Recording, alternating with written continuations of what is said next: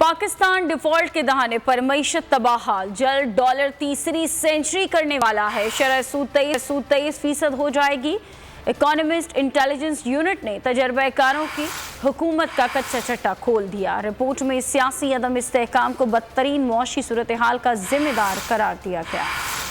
तजर्बेकारों का एक साल, मईशत को आया कैसा सवाल। इकोनॉमिस्ट इंटेलिजेंस यूनिट ने बता दी सारी सूरत हाल। रिपोर्ट के मुताबिक सियासी अदम इस्तेहकाम के बाइस पाकिस्तान डिफॉल्ट के दहाने पर है। बचने के लिए नया IMF प्रोग्राम लेना पड़ेगा। हुक्मरानों के इंतखाबात से फरार की कोशिशों की वजह भी बताई गई। रिपोर्ट में कहा गया, महंगाई और टैक्सों का बोझ बढ़ने से मौजूदा हुकूमत मकबूलियत खो चुकी है। नाम निहाद तजर्बेकार इत्तेहादी सरकार की लाई गई तबाही आइंदा भी मईशत पर भारी पड़ती रहेगी। इकोनॉमिस्ट इंटेलिजेंस यूनिट के मुताबिक डॉलर 2025 में 302 रुपए का हो जाएगा। शरह सूद मजीद 2% इजाफे के बाद 23% होने का इम्कान है। रिपोर्ट के मुताबिक बेरोजगारी इस साल 9.60%, अगले साल बढ़कर 9.90% हो जाएगी। इस साल महंगाई 30.30% रहेगी। रिपोर्ट के मुताबिक 2027 और 28 में भी रुपया मजीद कमजोर होगा। 4 साल में पाकिस्तान को 70 अरब 50 करोड़ डॉलर कर्जा वापस करना होगा। हवाए नफ्स की है हुक्मरानी, लुटेरा कर रहा है पासबानी।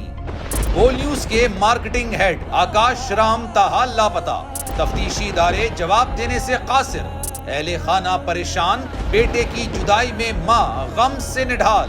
जो बच्चो हिंदू हुआ पर आए थे जो को पाकिस्तानी, मुखे मेहरबानी करे पंहिंजो आकाश वापस कयो। हुकूमत से बेकसूर और मुहिब्बे वतन बेटे की बाजियाबी के लिए फरियाद। आकाश राम के अगवा के खिलाफ अहले खाना की जानिब से सुप्रीम कोर्ट में दरख्वास्त दायर। सुप्रीम कोर्ट के चीफ जस्टिस उमर अता बंदियाल से आकाश राम के अहले खाना की जल्द समाअत की इस्तदा। मुश्किल की इस घड़ी में आलमी मीडिया ने भी उठाई आवाज।